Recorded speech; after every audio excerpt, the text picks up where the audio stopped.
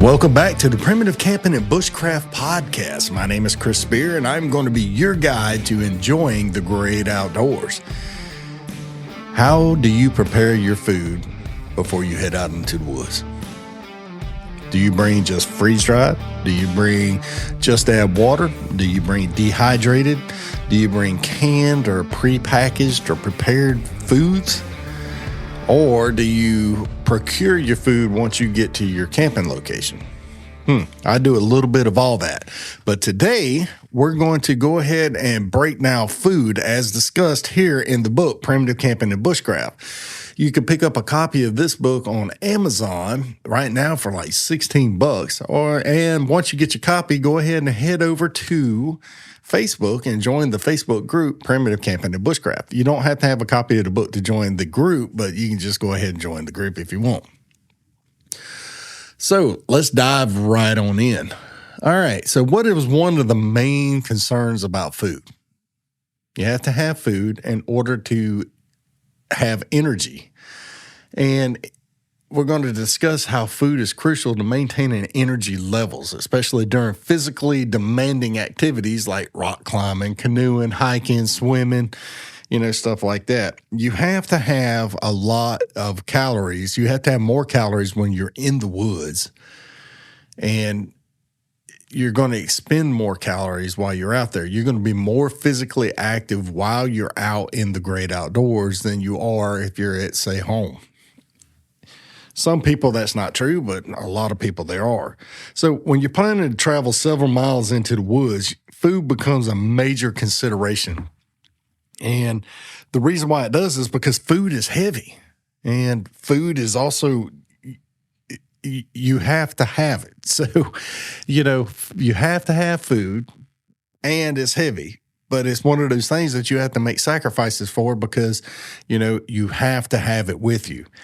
Now, when I was in the military, I ate more MREs than I ever cared to remember.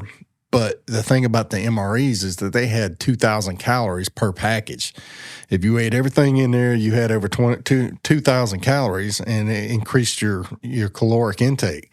So when you're in a situation where you're expending a lot of calories, you're going to have to be able to replenish them. Even though I ate so much when I was out in the desert, I still lost a lot of weight because I was constantly active. I was constantly doing stuff. And so I would eat 2 and 3 MREs a day. That was 6,000 calories a day. And I was still losing weight. And it was crazy. But one of the things about food is that when you get out on a hiking trip or you're doing some kind of primitive camping or, you're heading out into the woods, you find you a nice spot 5 miles away and you got your hammock set up and you got a nice little stream where you're fishing, you'll be surprised at how quickly your energy gets zapped. And I got a couple of true stories that I'm going to go through here in a little while, but your energy levels will get used up extremely quickly when you're doing any kind of primitive camping or outdoor activities like that. But instead of explaining why you need food, let's explore how to ensure that you have enough whenever you get out into the woods. So we're going to talk about a couple of different things. There's different types of camping food that you can have with you. And I listed it all in the book on page 183. And we're talking about dehydrated food. Dehydrating removes all the moisture from the food, and it uses extremely low heat to dry your food out. Then you have freeze-dried foods, and then you have just add water foods, and then you have prepackaged foods. And we're going to go over all these just a little bit more in depth as we go. But then you have procured food. And so when you dehydrate your own food, the first thing that comes to everybody's mind is beef jerky. Beef jerky is dehydrated meat.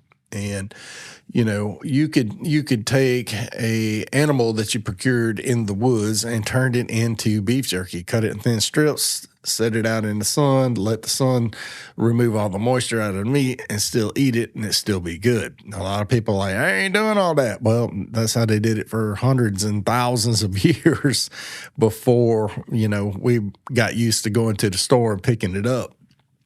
And, dehydrated food it's not just beef jerky. And I use the dehydrator before I head out into the woods. I will run, like if I know I'm going on a camping trip for a couple of days, 4 or 5 days or something like that, beforehand, I'll run that dehydrator. I'll dehydrate vegetables. I'll dehydrate some beef jerky. I'll dehydrate some eggs. I'll dehydrate, and all that's listed in the book here. But I dehydrate so much stuff and then I bring my own foods with me, and I use my dehydrator like crazy. You can even take old leftovers and dehydrate them, and then put them in a vacuum seal bag, and then throw it in the freezer till you're ready to go. Once it's dehydrated, it's good for several days, but it's just like keep it in the freezer to keep it real good until you're ready to depart from your trip. But you could dehydrate stews. You can dehydrate anything. You can dehydrate applesauce. You can dehydrate, spaghetti, chili, beef stew. I've even dehydrated tomato paste.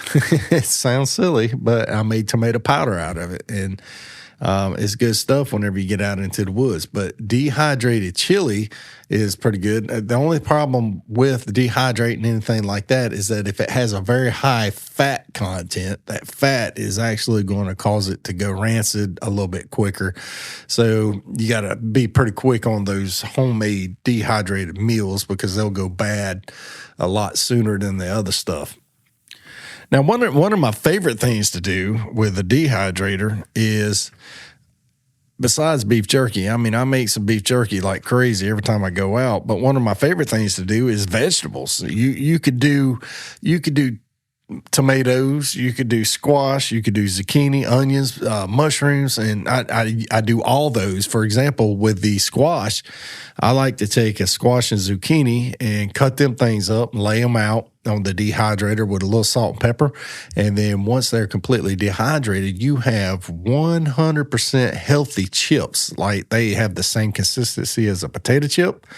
And, you can snack on them when you get into the woods, or you can throw them in some of your stews or your food and stuff like that, reconstitute them and have a more healthy of a meal. My favorite chip is the tomato chip. Whenever you dehydrate, you cut a tomato about 1/8 of an inch thick, throw it into a dehydrator, and once it gets crispy, it retains the flavor, but it is like, it's like over exaggerated. I don't know how to explain it. It's just very zesty. It's very with a little salt and pepper. A tomato chip is amazing. And like you would never go back to store-bought stuff if you tried these things. And I do it all the time. I dehydrate these things constantly. And it's crazy. But when you're dehydrating different things like onions and chips and mushrooms and all these different items, you can make so much different foods when you're in the woods. And plus you can add them to different foods and stuff like that. So we're going to get a little deeper into this as we go. Freeze-dried foods is next. Freeze-dried foods, what happens is they put it in a freeze-drying unit, and these things are extremely expensive. I'd love to get one, but it's out of reach for most people, and you're talking about $3,000 to $5,000 for a small unit. But very handy. They're extremely handy. But freeze-dried foods, what it does is it freezes it and it lets it thaw out as it vacuums all the moisture out of the food. And eventually there's no more moisture in the food, and the food is completely dried. It is completely like shelf stable. And, they do this all the time. Right now, a real popular item for freeze drying is like Skittles and candies and stuff like that. You go to street fairs and you see, freeze dried candies and freeze dried chocolate and freeze dried ice cream and and all that's pretty cool. But when you're going into the woods, if you're looking for a lightweight way to do it, you don't freeze dried is the way to go. It is the lightest option of any food because it's going to take out all the moisture, all the weight, and everything. Even here in the book, I put an example how an 8-pound roast, once you cut it up, slice it up, and freeze dry it, is going to be less than a pound. And that same roast, once you dehydrate it, it's going to be about 3 pounds.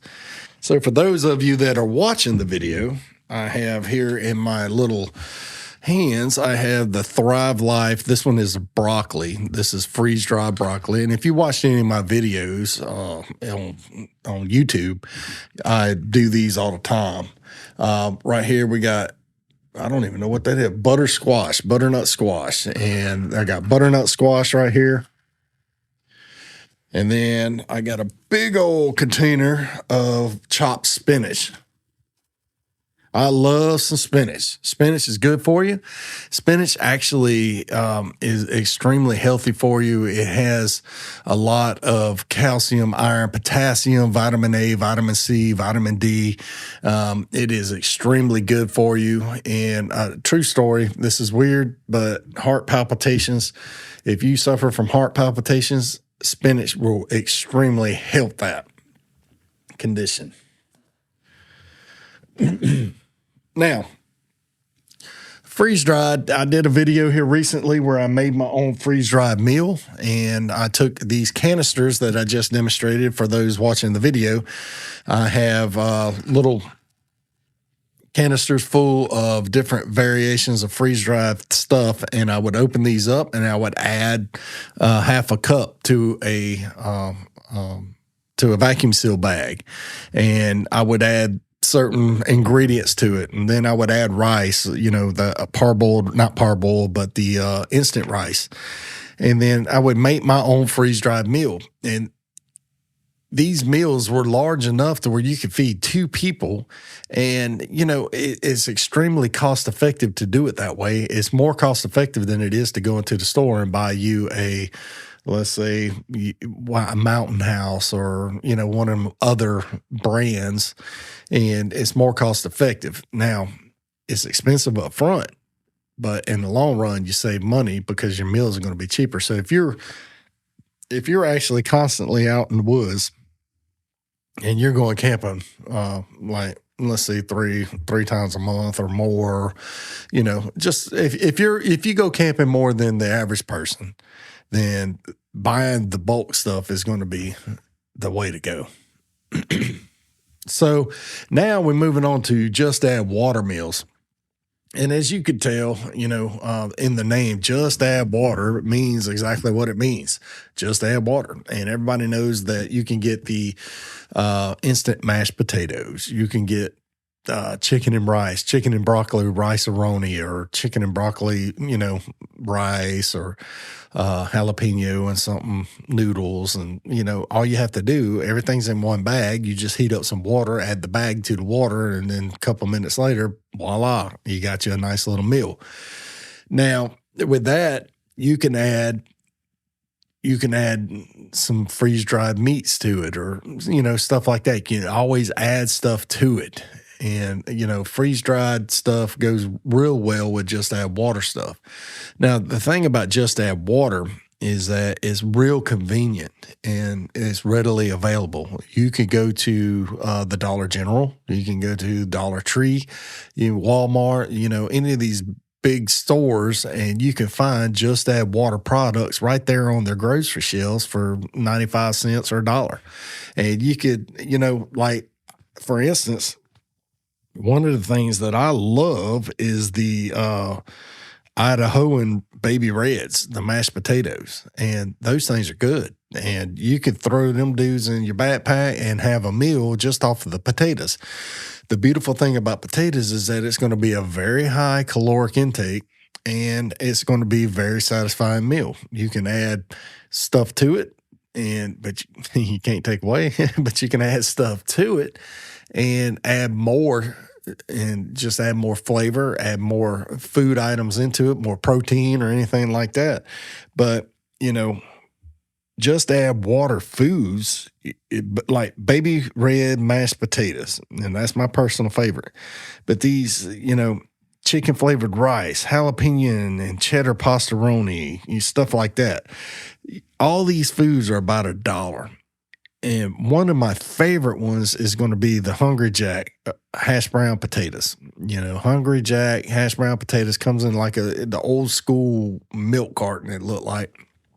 And these dudes right there most people use them for breakfast, but you can add them to a soup. You can make a soup out of those. You can you can thicken up a stew with the potatoes. You boil them potatoes down and the starches come on. All they are is they're parboiled and then they are dehydrated. And the reason they do that is because if you dehydrated a regular potato, it tastes horrible. So I've tried it, but you have to parboil it and boil the potato, and then dehydrate the potato, and that's what they do. So, just add water meals are easily available. They're very lightweight and they are very quick to prepare. But now we're going to look at the prepackaged foods. Now, what I was talking about whenever I was saying prepackaged foods in the book is that I'm talking about summer sausage, tortillas, energy bars, sardines, stuff like that.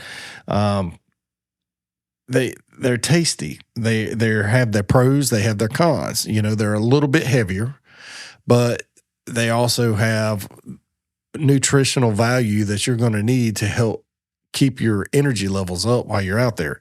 For instance, one of my you will always find this with me whenever I go camping is summer sausage. Summer sausage is an excellent prepackaged food because it don't need to be refrigerated.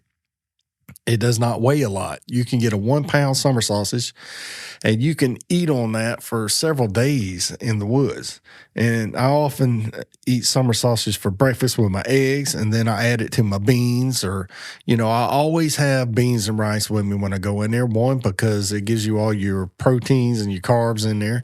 And it refills your energy levels. And another thing, adding the summer sausage to the beans and the rice is just like, that's how you do it. I'm from South Mississippi. You have to have a meat in with your beans and rice. Tortillas are easy to take with you, and they're very lightweight. So you can put them into a vacuum seal bag, and they last forever, and they're lightweight, and you can eat them with every meal. You can have some sort of bread with you for every meal, and add them carbs that you need, give you that boost of energy that you need. And those tortillas are real easily packable, and they go with almost everything. Now, sardines, Spam, Vienna sausage, and other canned meats may be appealing for various reasons, but the major downside to these items is that they weigh a lot. Now, depending on how far you go in the woods, you're not going to want to bring a case of Vienna sausage with you, because after 4 miles in the woods, a case of Vienna sausage is going to feel like it weighs 5,000 pounds. And that's not what you want when you're heading into the woods. So prepackaged foods that's the only downside to them, is the weight. Edible essentials is going to be like your dried beans, instant rice, let's see, peanut butter, stuff like that, drink packets, instant coffees, green teas, powdered milk, shortenings. And Crisco makes, when we're talking about shortening, Crisco makes little bars that look like a stick of butter, but it's actually it's shortening. You just cut it off, throw it in the pot, and you can fry a mushroom, fry a fish, fry a mouse, whatever it is that you caught. But versatile items are great for any primitive camper looking to make a variety of meals while you're out in the woods. These dried beans are extremely versatile. You can use dried beans, and you could bring a 1 pound bag of dried beans and eat on it 2 or 3 times while you're in the woods, mixed with some rice. Instant rice is approximately half the weight of regular parboiled rice. So the instant rice in the box or minute rice in the box, it's extremely lightweight. It's very effective, and it feeds you. During World War II, the majority of the Pacific Islands, the Pacific Campaign, that's all they had was rice. If you watch the movie Rice and Maggots, but one of the things that you can bring with you that I do constantly is Lipton onion soup mix. That stuff is amazing. You can flavor anything with it. You can make a soup with it. It's a seasoning for anything that you want to make. If you procured yourself a raccoon or a possum or something like that, Lipton onion soup mix will make that thing taste more like home. Stuff like that. Now, one of the things that I brought with me or usually bring with me is a very small jar of peanut butter. 2 reasons. One is that you can use it for bait, and if you're trapping and you're trying to catch little critters to eat, you can use it for bait. 2 is that it is extremely dense in vitamins and minerals, and it is one of those things that if you did that, if you were zapped and you opened the peanut butter and you ate that peanut butter in a couple of minutes, you would feel brand new. You'd feel totally different. So I remember a camping trip my brother and I took with peanut butter, and we were fishing, and I brought a little thing of peanut butter, and it was 2 days of catching nothing. And, and over the course of 6 days, we couldn't catch any fish, and we were eating our beans, and we were trying to procure as much food as we could. And it was just, it was a 6-day trip, and we just were exhausted. And I can remember sitting down. The food was running out, and we were so weak and tired, headaches, dehydrated probably. And I brought a small jar of peanut butter with me, and I opened it up, and I just started eating. And in just a few minutes, I felt like a brand new person. I mean, I don't know if it was all the sugars, but peanut butter's got the sugars and the proteins and all the vitamins and minerals and stuff in there. But it is an awesome camping food. And if you use the peanut butter with the tortillas, you can have your peanut butter sandwich. You got your carbs, you got your proteins and everything in there, and you can just really boost yourself up, give you that extra energy that you need while you're out there in the woods. So instant coffee, green teas, those little things, they are real good at keeping the headaches away. If you're a constant caffeine drinker and then you head out into the woods and you don't have any caffeine, you're going to get a caffeine withdrawal headache, and the coffees and the teas will actually help mitigate that. And one last quick staple here would be powdered milk. Powdered milk combined with a couple of other ingredients will allow you to make biscuits. It will help you. You can cream your coffee, various different things.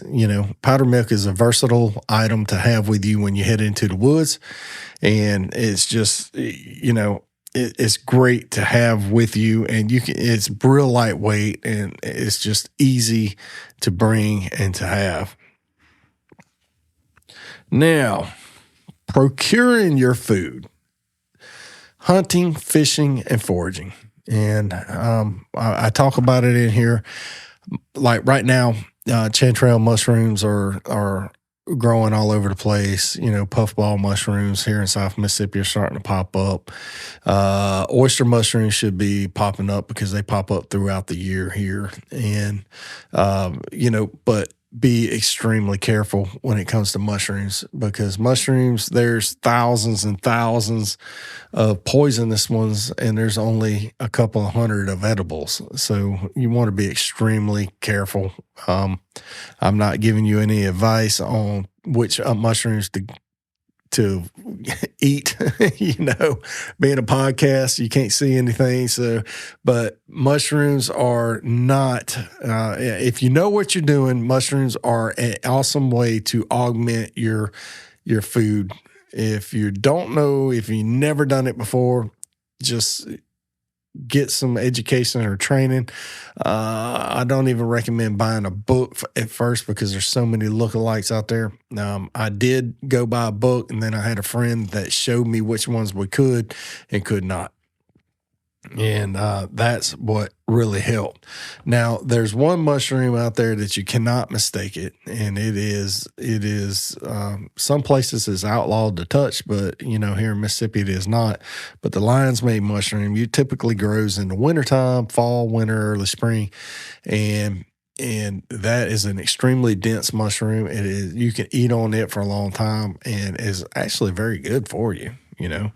Little critters like squirrels, rats, mice. And I had a camping trip one time where I ate a mouse, and I posted it on the Facebook group, and everybody's like, "No, you didn't." I was like, "Yeah, I did." And I was like, "You're disgusting." I was like, "It's just a mouse, dude. It's just a mouse. It tastes like squirrel, but softer.